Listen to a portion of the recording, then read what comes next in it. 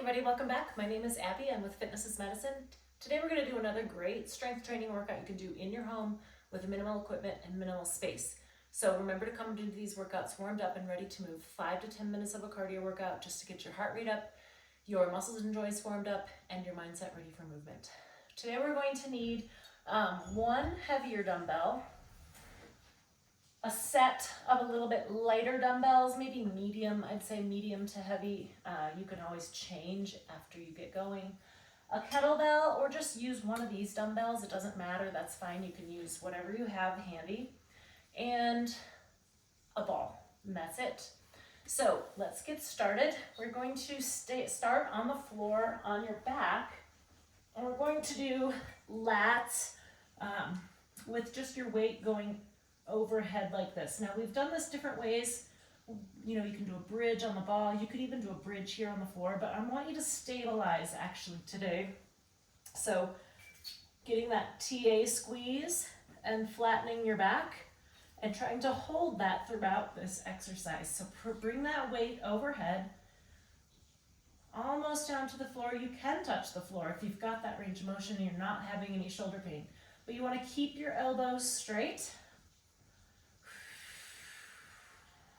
Really work on keeping that back flat. Don't let your back arch as you get that weight overhead.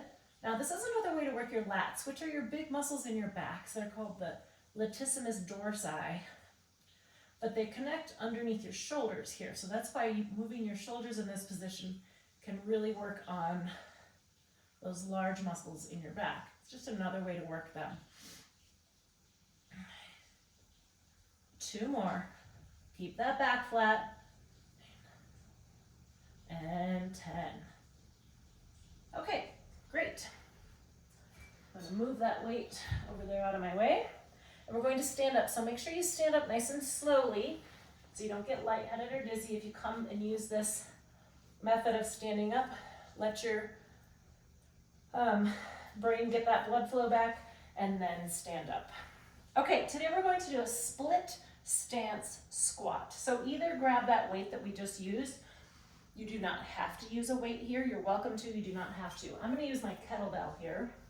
What we're going to do is I want you to stand with your feet really far apart like this. You can either call this a static lunge or a split stance squat. So really you're holding your feet in this large split stance, and I want them so far because then when you go down, so if you're just going to kneel down right now, I've got 90 and 90. I've got 90 degrees in both knees. So that is what it would look like if I went all the way down. You don't have to go all the way down. You can also do a smaller range of motion like that. But you want to think about your body going straight down so that if you look forward, you can still see your toes. You want your weight in that heel here. 5. Do it next to something where you can hang on to if you do lose your balance. Having your feet in this large split stance can be really challenging on your balance. 1 more. And rest. Now we're going to turn around. Put your other foot in front. Shoulders back. Straight down. Now, like I said, remember you can do a smaller range of motion. All of the same range of motion, or the same rules apply though. You want your weight in that front heel, evenly distributed between your, your front and your back, but not going forward like that. It's easy. Some people really kind of want to do this and they never bend that back knee. So you're really just bending down like you're going to kneel down.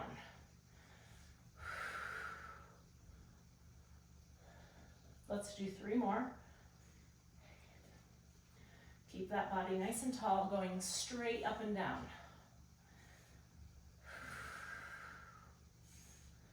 And rest. Okay, I'm going to put my weight back over here. Remember when you're picking up and setting down your weights to use good form. Okay, now I'm going to use my last set of dumbbells here, a little bit lighter than the first one. Bring them up to your shoulders. And we are going to do a slow march with an opposite shoulder press. So this is a balance challenge. want it to be slow because of the balance challenge. Breathe. Now, think about engaging your core. That connects everything, helps you stay balanced. Now, if you're really struggling with the balance with this, you could do it with your back to the wall. You could obviously do it just a little bit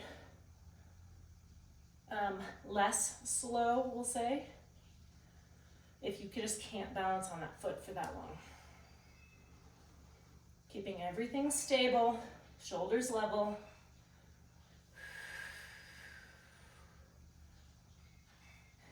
We're gonna do 2 more on each side. Arms getting tired. 9, 10, and 10. All right, great job.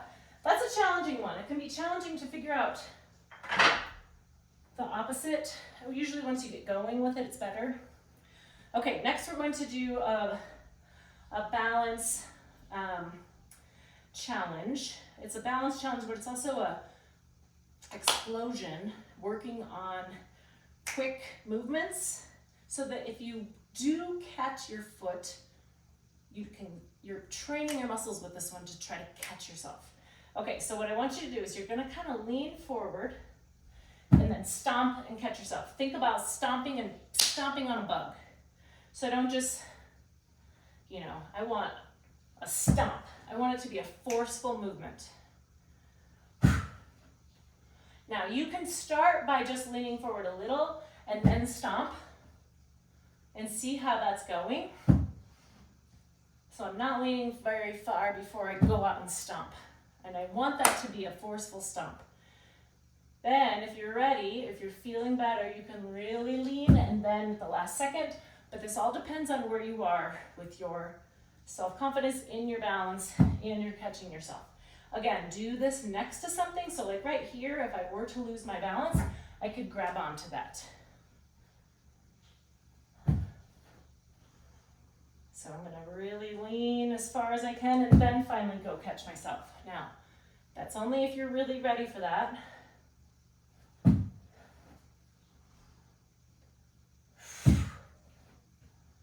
Really stomp. Like make your neighbors or your partner or your kids or someone wonder what on earth you're doing. And then you can tell them, I'm practicing catching myself. Or tell them you're stomping on bugs. 1 more on each side. Really lean. And stomp. Good. Okay, that was kind of fun too. All right, we're gonna end on the floor with the ball. So lie down on your back. We're gonna put your feet up on the ball.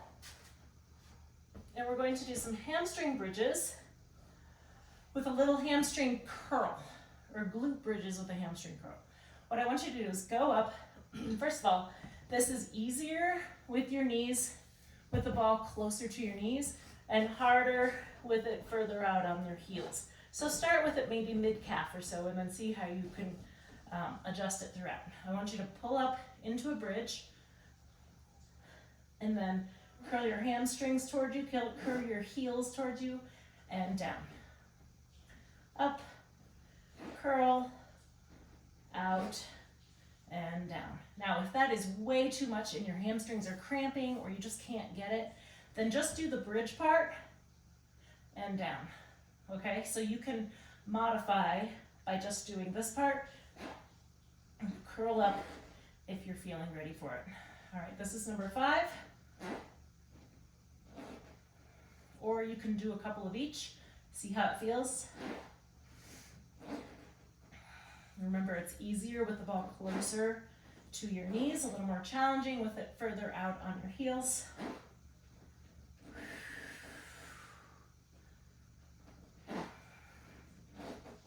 One more. And rest. Okay, now we're gonna keep that ball and stay on your back. We're going to do dead bug. So first of all, we're gonna start with your feet on the floor. And I want the ball between your hands and your knees. Now I want you to take your opposite arm and hand and reach away towards the opposite walls like this. And we're going to start like that. See how that feels. Now you can make it a little more challenging by really pressing your hand into the ball. That gets your abs a little more. Now importantly, this is another one where we want to keep our back flat. Okay, so engage that TA, flatten your back to the floor.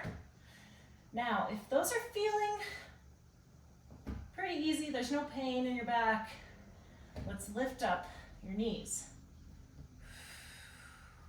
So you're gonna hold it with your feet up off the floor. When you go away is when you really need to focus on keeping your back flat to the floor. If you can't get that, or if your back is hurting, bring it back down to here, or you can bring your feet up, but just keep your knee bent when you go opposite, and that will help you keep that back flat. Let's do 2 more.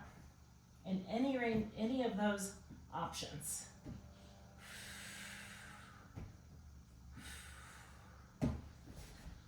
And rest. Okay, good.